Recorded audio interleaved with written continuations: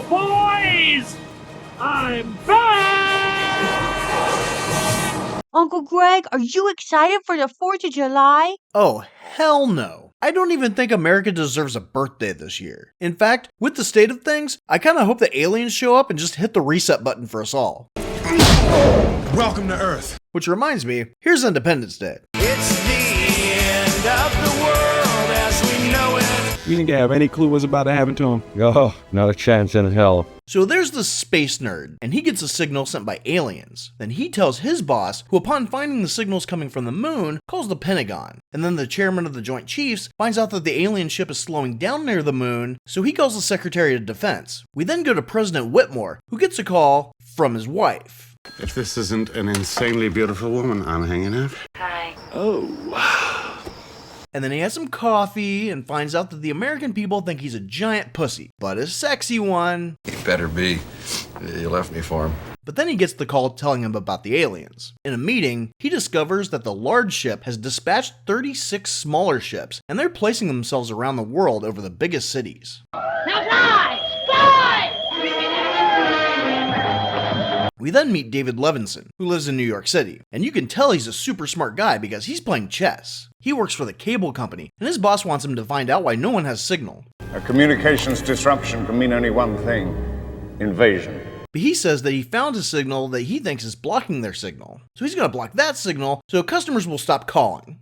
Yes, yes, yes. So these ships start showing up around the world, but they look like storms, so the US government sends a plane to get a closer look. But they only find a giant fireball, and they die. I picked a hell of a day to quit drinking. So with the ship coming for Washington, D.C., they want to get the president to a secure location. But he's like, I'm staying so the American people will see me being brave, so they'll be brave too. If you feel compelled to leave these cities, please do so in an orderly fashion.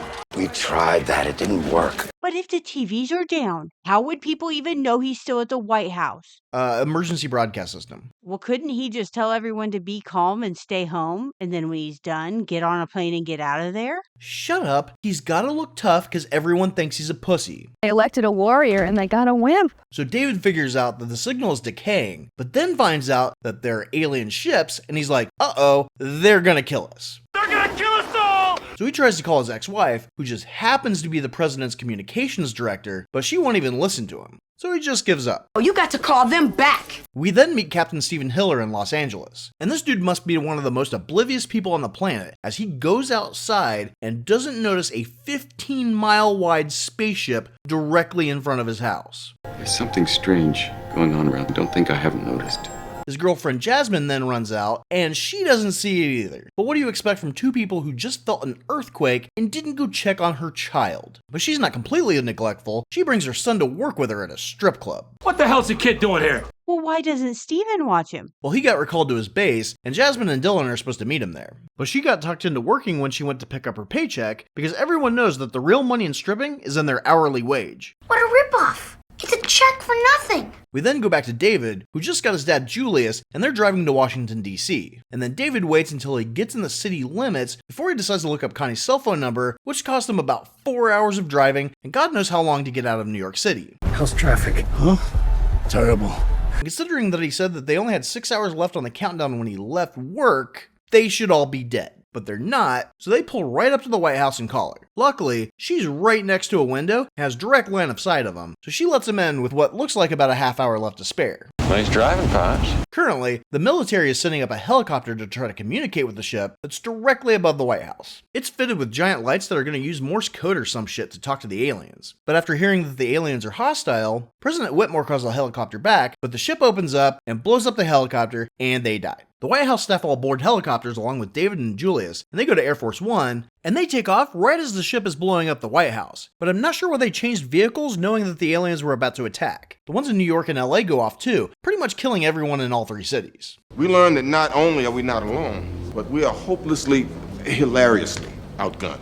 The next morning, and the president's like, just think of how many people we could have saved if we would have known about the signal David found sooner. We could have evacuated the cities hours ago. And when the chairman of the Joint Chiefs comes in to tell him that his wife's helicopter never made it to the airport, you bet your ass that Connie's gonna keep her mouth shut about David's call hours earlier. Had been deemed classified. Why didn't they evacuate the cities? Well, he wanted to look tough and was afraid that if he had people evacuate, they would think he was afraid of what the aliens might do. But people were leaving anyway. Why not help them? He still should have started the evacuation just to keep the panicking peasants from killing each other and blocking the roads with their shitty driving. And even if the aliens would have been good, you'd still need to worry about the first people they meet being assholes. LAPD is asking Los Angelinos not to fire their guns at the visitor spacecraft. You may inadvertently trigger an interstellar war. Americans.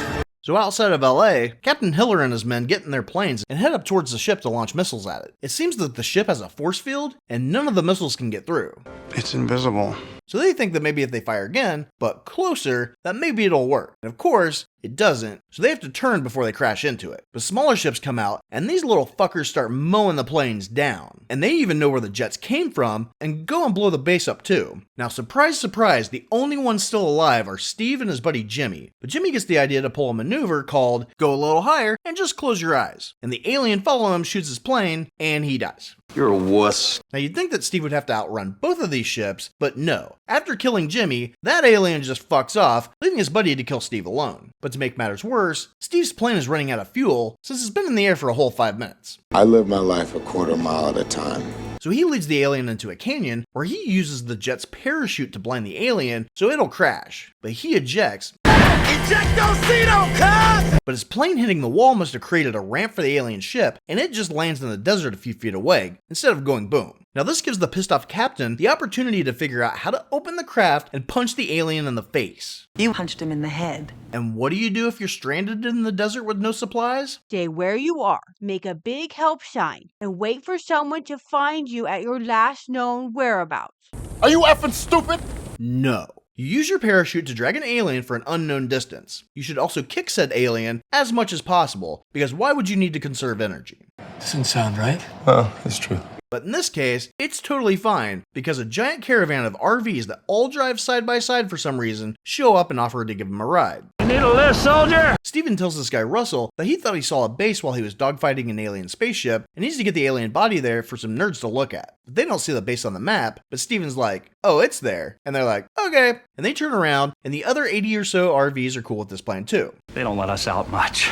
The president and what's left of his staff think that they need to retaliate after the aliens just took out NORAD, and they're thinking about dropping a nuke. We had to come up with A nuclear deterrent, because that always calms everything right down. But David says that they can't drop a bomb over American soil. I mean, honestly, they're either going to get destroyed because of the nuke or because of the spaceship, so why not try it? But then Julius lectures them for not being prepared for this. He goes off about Area 51 and how they've had alien bodies for decades, yet somehow didn't know anything about these aliens. Everyone looks at him like he's a conspiracy theory nutjob.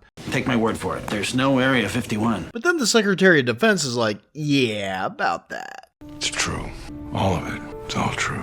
So when they get there, the science nerds show them the ship that crashed, and even the bodies that they found in the wreckage. Then President Whitmore is like, okay nerds, we happen to have a nerd of our own. Why don't you nerds exchange some nerd stuff and figure out how to kill him? Nerds.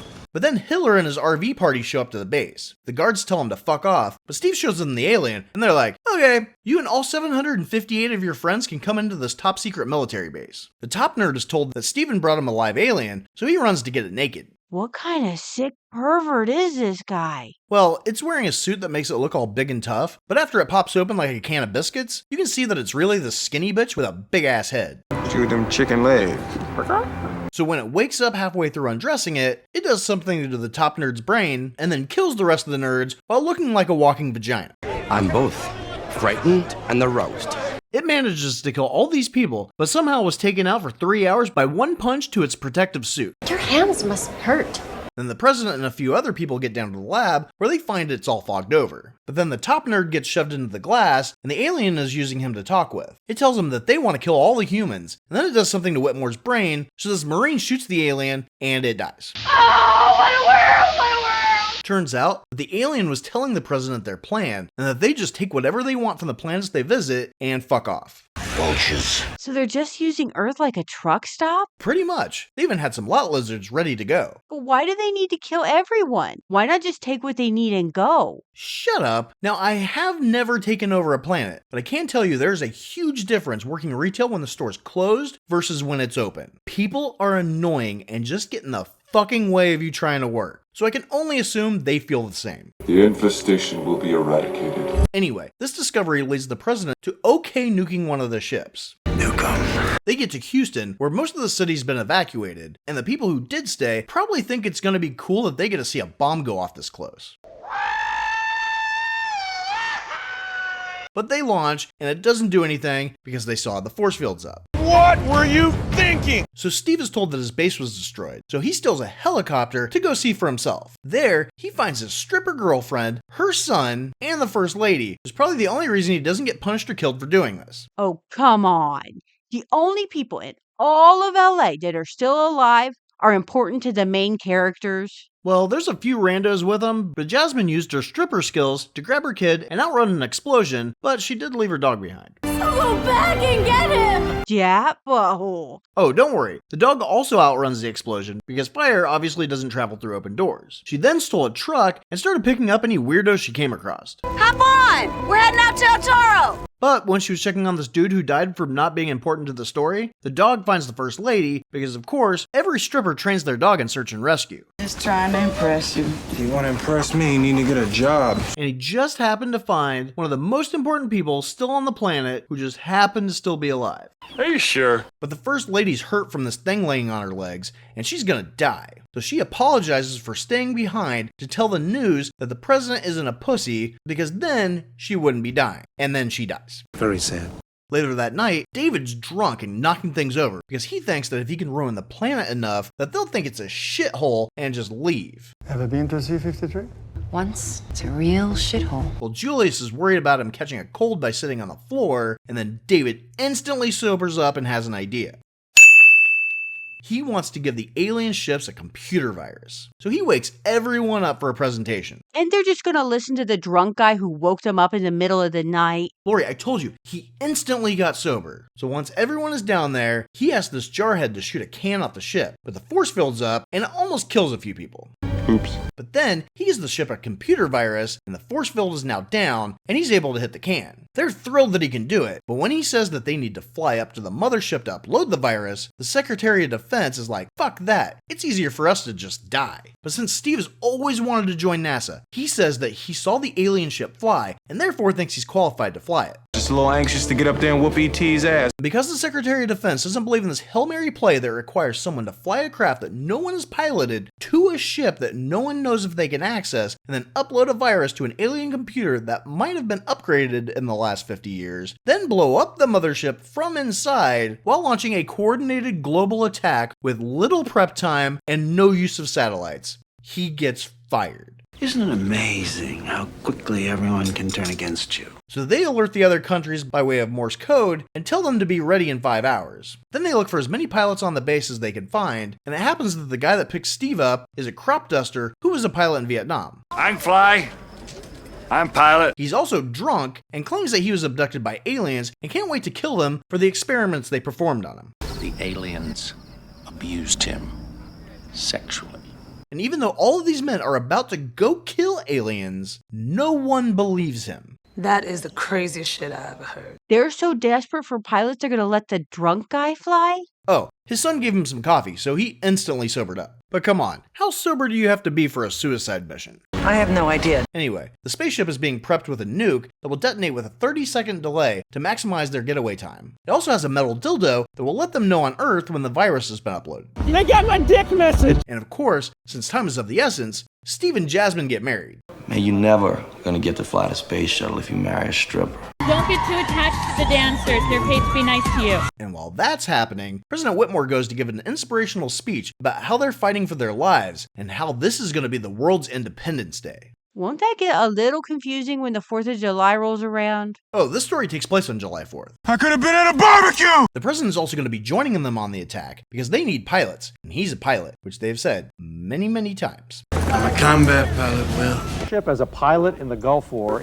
That's the advantage of being a fighter pilot. Could Could you say that again? A pilot that seems to be forgetting that all the people in the line of succession are dead or recently fired. So he better live. He can't do that. Well, he just, did. So David and Steve head to space, and the pilots all take off and head towards the ship that's coming their way. You're leaving now? Somehow, they've forgotten about all the RV folk in the parking lot and invite them to come in and potentially not die if the base is attacked. Don't you think that's cutting it a little too close? Luckily, the mothership has a tractor beam that pulls in the little ship and docks it in a hangar. And David figured out how to close the window before the alien that was manning the controls saw him. So they get the virus uploaded, but it doesn't bring down the shields. But the president is like, what the hell? Let me get a little closer and try. And he fires again, and it works. Son of a bitch, did it! Well, now that they're done, Team Mothership try to leave, but their ship's locked in. And this makes the alien in the hangar a little curious about what's going on inside the ship now, so it opens the windows, and they decide to hide, forgetting that these guys communicate telepathically.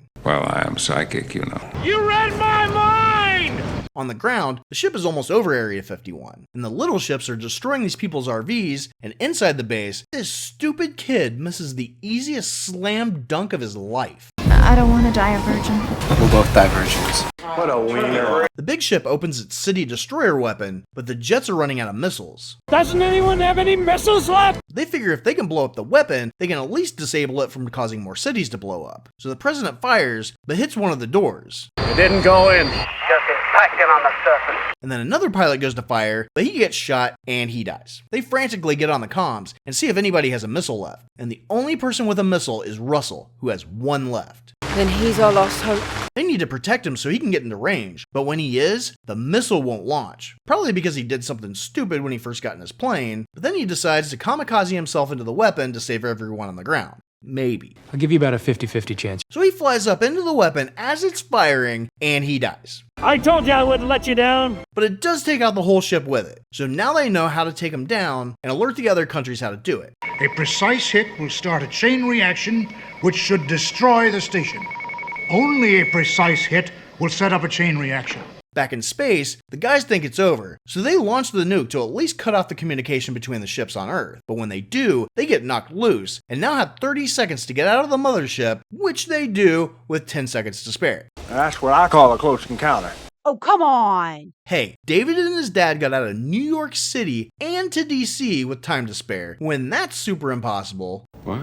Which part? So why not this too? Oh, hell no. Also unbelievably, the ship that was directly over Area 51 before it blew up, there must have been a wind or something and blew it just enough to clear the runway so that people could still get out. That thing does not obey the laws of physics at all. Also, around the world, every ship was taken down, even in countries where their military fights with pointy sticks. You have to get through their technology, which is, I'm sorry to say, far more advanced. So President Whitmore goes to get a status report, but it turns out that no one's heard from David or Steve since the mothership exploded. But just as their ladies are worried, they pick up something on radar. So since they assume it's them and not one of the hundreds of tiny crafts that were just flying around, they take their civilian families to go check it out. May our children forgive us. But it is them, so it's fine. So everybody, except people who live in major cities, live happily ever after. I can get used to it. We got a problem.